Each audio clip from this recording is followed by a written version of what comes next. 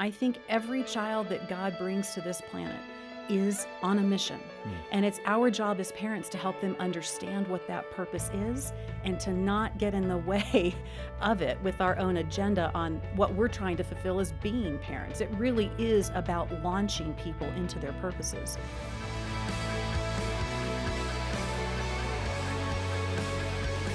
Focus on the Family broadcast, helping families thrive. Julie, welcome. Thanks for having me. On behalf of all moms with 8 kids, are you sane or what's happening? I mean, in guess we're terms gonna of your find own out. sanity, it's great. I love big families. Well, we love it. And John, I know you can attest to this. It doesn't feel like that many people to me until I see us in a photograph. And then I think, who was responsible for that decision? Your Christmas photo, which Yeah. I got a copy of, is so beautiful. That's so you. nice. It's a tribe. But it's interesting, with 8 children, you can test your theories here because you probably have a couple that are alike, but by and large, they're all unique, but they have bents. That you have that extrovert, that introvert, that people person, the non-people person, the dreamer, the person that's into the analytics. Yes, and yes. I mean, we've got all of it. And it never fails to amaze me that these kids that we have raised together in this home with the conversations and the meals and the family traditions, all of that can have such different ways in which they express their lives, different paths that the Lord leads them on, different interests, and different ways of just how they approach things. I think the thing that still is amazing to me, even 10 years later, is having had the experience of carrying twins and for them to be so completely different from each other. And was that your last pregnancy? That was the last So you one. had 6, and then you had twins. Went for around 7, got a bonus. Yeah. How did that, when the doctor said, listen, Michael and Julie, you're going to have twins, what was your initial reaction? Like, wow, that's great, or oh my goodness, what?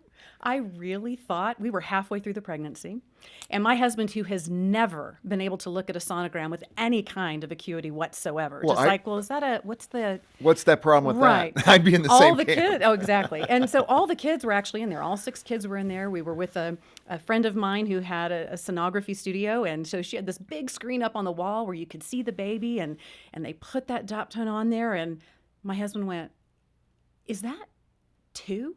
And in my head, I thought, they are so messing with me, right? I would know. This is my how manyth pregnant. If I had twins on board, I would know. And the kids started screaming and jumping. And finally, it dawned on me when my friend, the sonographer, said, "Let me see if that's a 3rd." And that was the Oh, my moment goodness. that I went, oh, I guess it would be unprofessional for a medical professional to try to punk you that you were having twins if you weren't. And we were just sort of in shock. So I mean, that's we were how thrilled, it soaked but- in that reality Yeah, moment. it was, wow, I'm not on a reality show. I'm about to make my own reality show. It was kind of a difference there. You know what I love in your book? You talk about never truly being prepared to be a parent. And I love that because every one of you listening, if you're a new parent, here is great advice. You're not going to do it perfectly. It doesn't come with a manual. You can read all the books. Even if you do it well, your kids have their own temperament and their own disposition and personality, and the formulas don't always work. Rarely do they work. No, there's a lot of improv.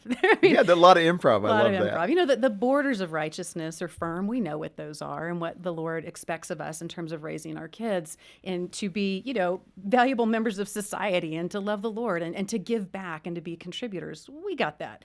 But there's so much room in the field of grace for how that expresses itself.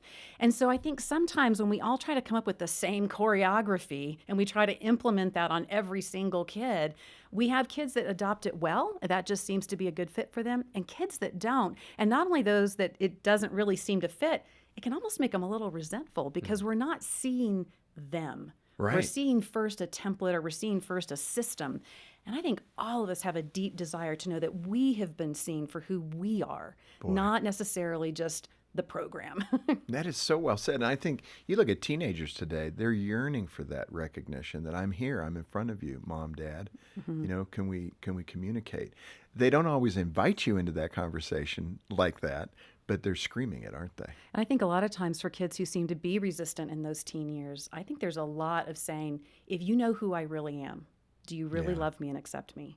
Or are you only willing to look at me through a filter of your own expectation? Wow. And for any of us in any relationship, if we think that people are coming to the table with a filter of expectation, we already feel a hesitancy to really reveal who we are.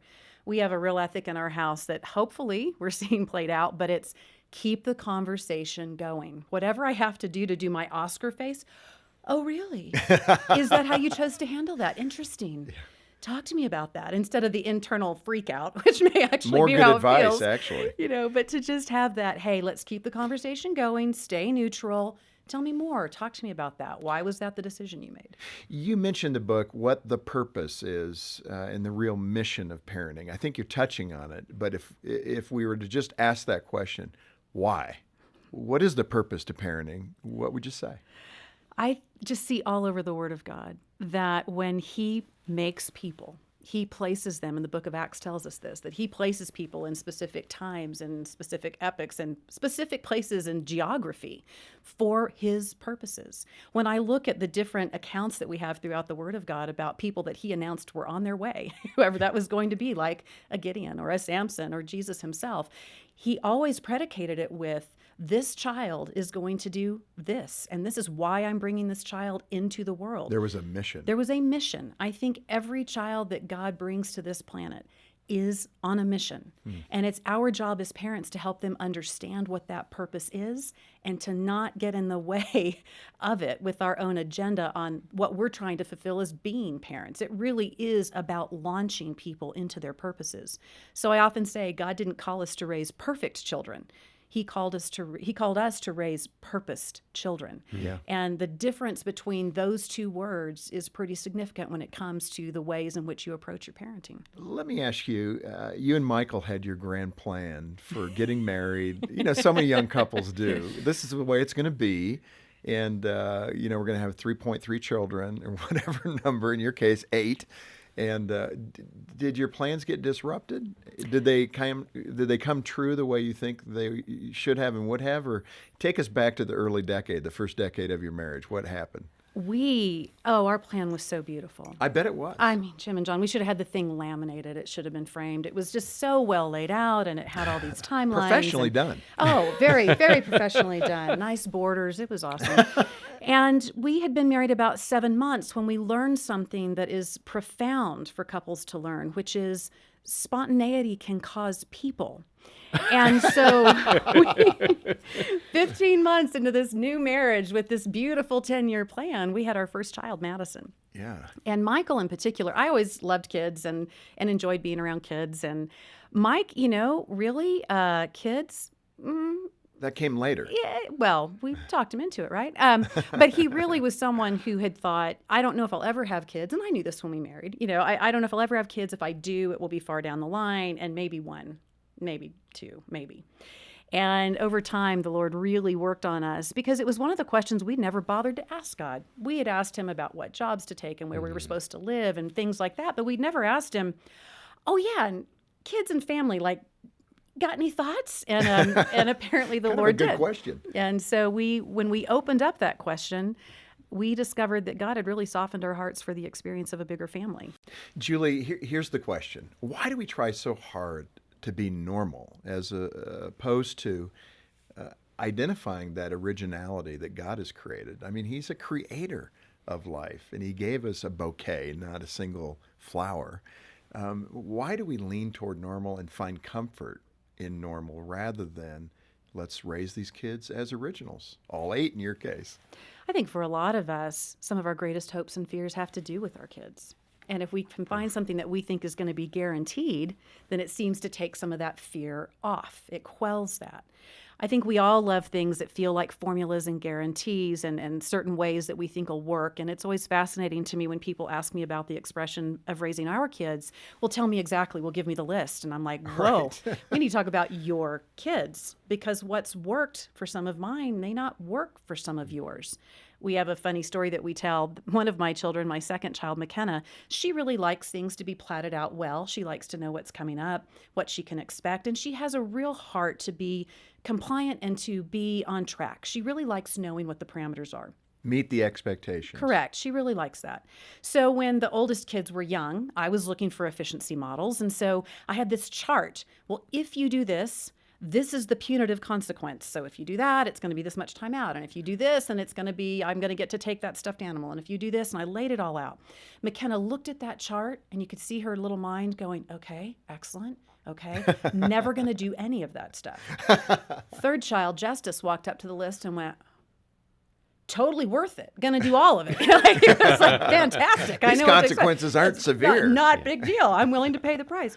So I think that some of it is trying to make efficiency models. I think some of it is we want those guarantees. But I tell you the thing that I find over and over. We, to some degree, find a lot of our identity in our parenting. Oh, yeah. And if we have a kid go rogue, or we have a kid who does something the way that we didn't like, or we have a kid, I don't know, speaking hypothetically for a friend whose child always shows up to Sunday school with 2 different shoes on and the nastiest shirt you've ever seen, that would be one of mine. How are people going to judge me? What are they going to think about me? And what does it say about me? So I think some of it is out of a desire to really do things that are beneficial and good for our kids. But some of it really is to protect ourselves sometimes because we really don't want people to judge us. But Julie, how do we untangle ourselves from that? First, how do we recognize it? And then B, what is the other way? And is that sufficient to ensure that our kids have the best shot at doing well in life? Because I think it's all kind of wrapped up in their success and how we measure them by their grades, by, we all talk about what college our kids are going to, don't we? I mean, that's usually it. But not all kids are cut out for college. Right. There's vocational pathways. There's other things that they can do to earn a living. But we do tend to freak out and panic.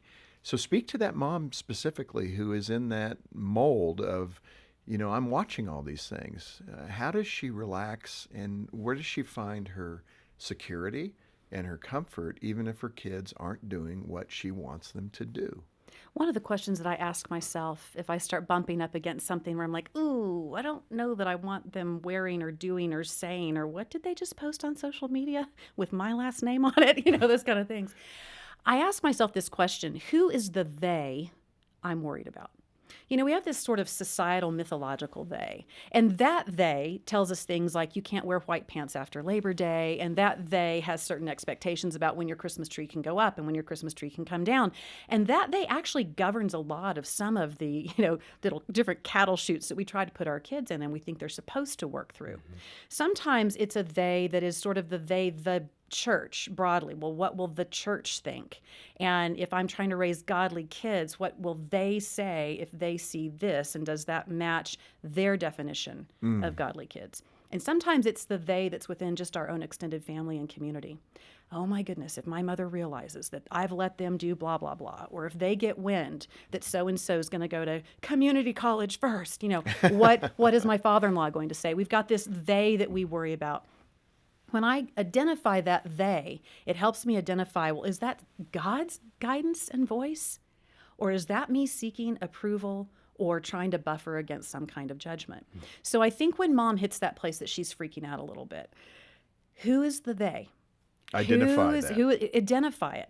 And if it's really someone that is important and is a mentor, is someone who disciples you, okay, that's an important they to listen to. But if it's a they who's always critical, or it's an extended family member who always has an opinion that's different than what God is guiding you to do for your child, that they just has to get quiet, and you need to not allow your emotion to spool when that they can be shouting very loudly. I think it's really important for all of us to take a strong look at how God is asking us to raise each individual kid, and I don't think we often stop to ask that. Yeah, it's so true. Let me ask you this. When God sees us, mom and dad and the kids, in your case, the 8 kids that he's given you, what is he looking for?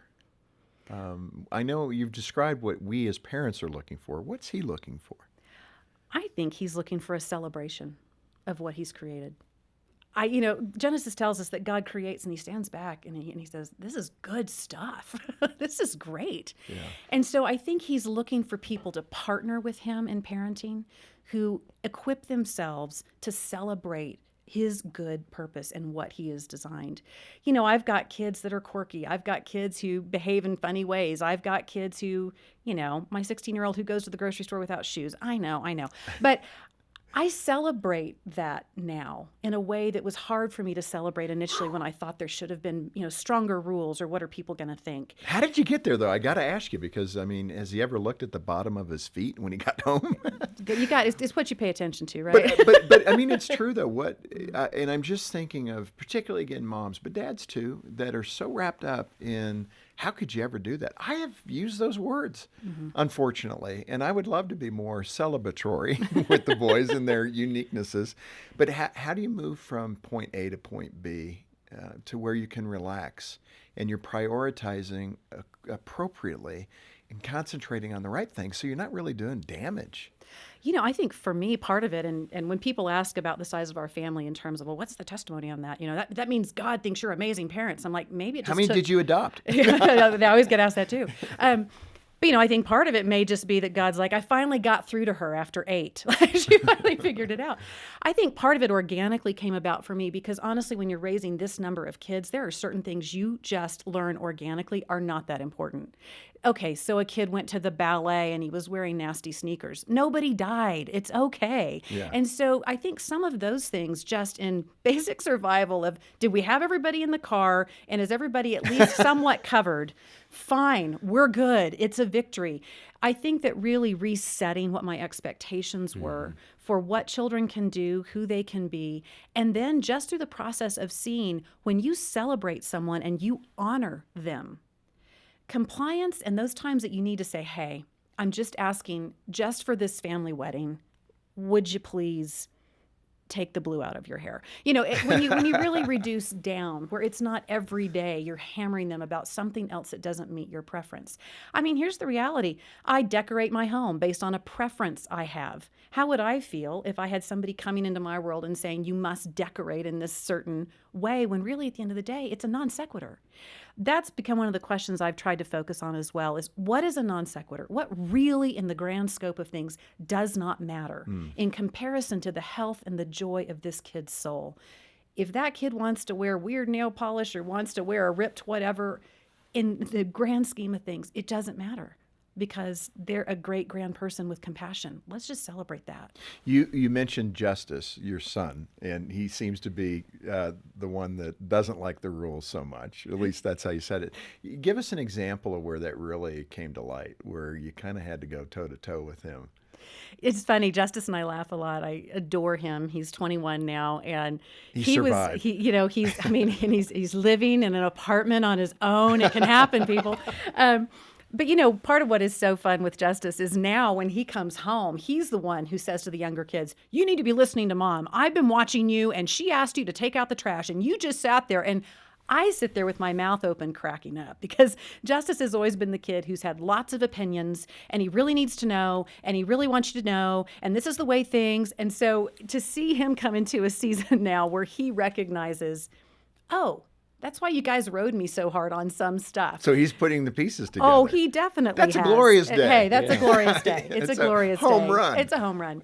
But, he was one that a lot of times his interruption of the rules was pretty fascinating because his had a lot more to do with some of his fears. And he, for example, we would say, look, we're going to put you in bed. You can leave the lights on. We decided that was a non sequitur. Why fight that fight? Right. It's okay. You can read books till whenever. That's fine.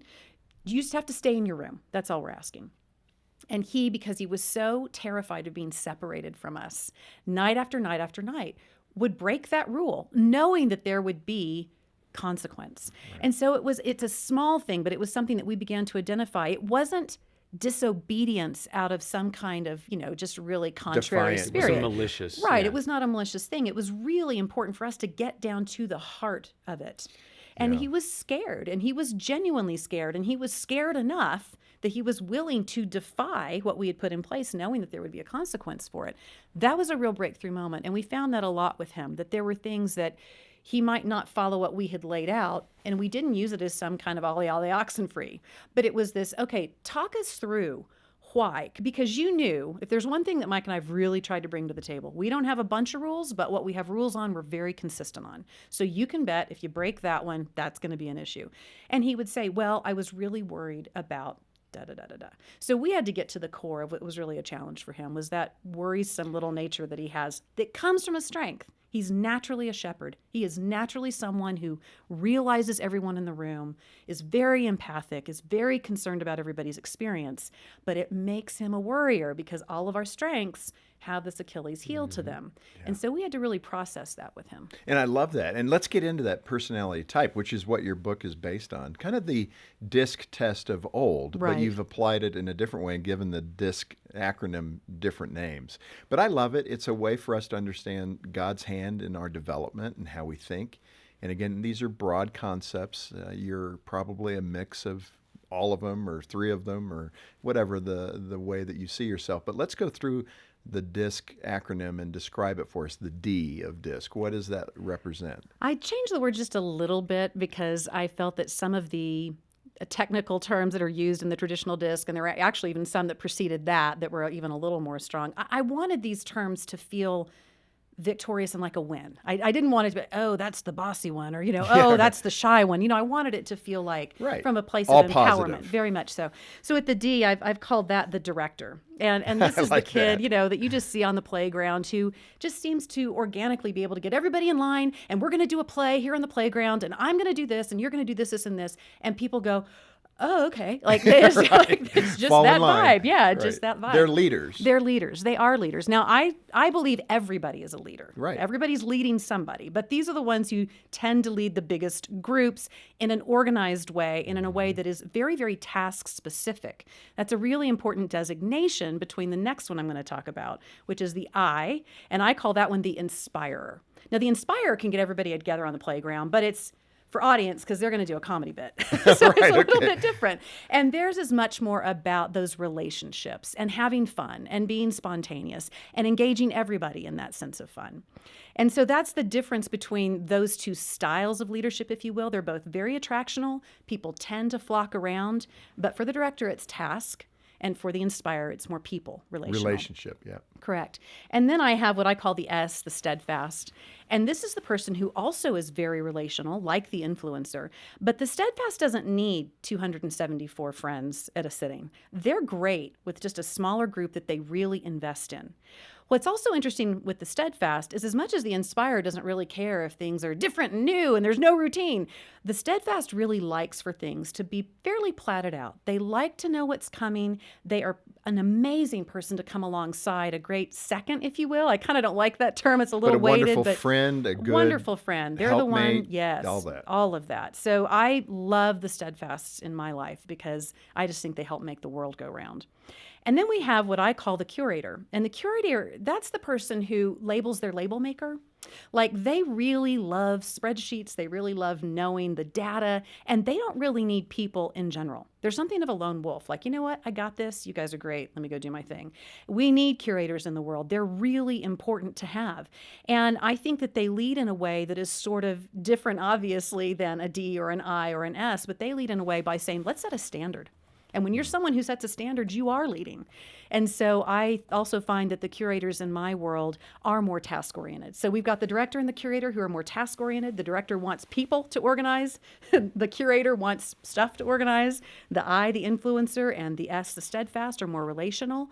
The influencer likes, and inspirer is another way of saying it, also really likes to have lots of people around. The steadfast really doesn't need as many, but also likes that relational aspect. And goes deep. Those are great generalities to understand the bent of your child and then help parent in that direction, right? So you don't try to take a director and make them into, an influencer or something like that. Know their bent and then help them in that way. Is that fair? I think that's very fair. Now, the other corollary is neither do you want to take a snapshot of a child at a certain stage of development and say, you're director, director, director, director. When ultimately that child may say, actually, I feel like I'm a bit more of an inspirer. I kind of like more of that influential role in a positive and comedic way.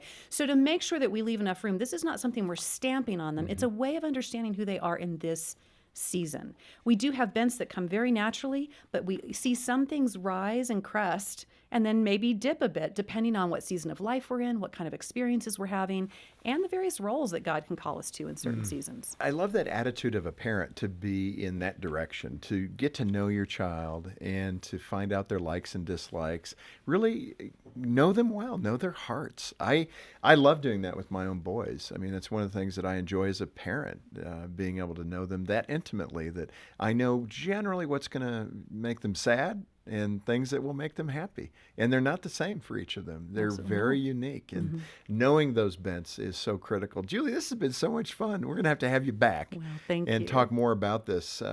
In the book, Raising an Original, you do have the assessment for the child. And so when you pick up the book, you can use that with your own kids to kind of identify where they're at. I think that's terrific. And this is one of those resources that will help you in your parenting. I so appreciate your attitude. Having 8 children, just that ability to know what are the important things and what are the unimportant things, right? Yes, gotta have it. Gotta have You it. gotta have it. Well, one of the things with 8 children, you're forced to efficiency. You can't really worry about the things that aren't important. Right. You got to move absolutely. on, We do. and that has come through loud and clear. And even for the mom that has one child, and the mom and dad, that for both of you, if you're in that spot where you're panicking a bit, this is an excellent resource for you. Julie, you have really done a great job putting this together and helping us think differently about how to parent with the grace of God, the love of God, and the discernment of God. So it is a great resource. Thanks for being with us. Thank you so much for having me. Hey, I'm John Fuller, and thanks for watching. Get more info about Focus over here and more from our guests over there, and be sure to subscribe to our channel as well.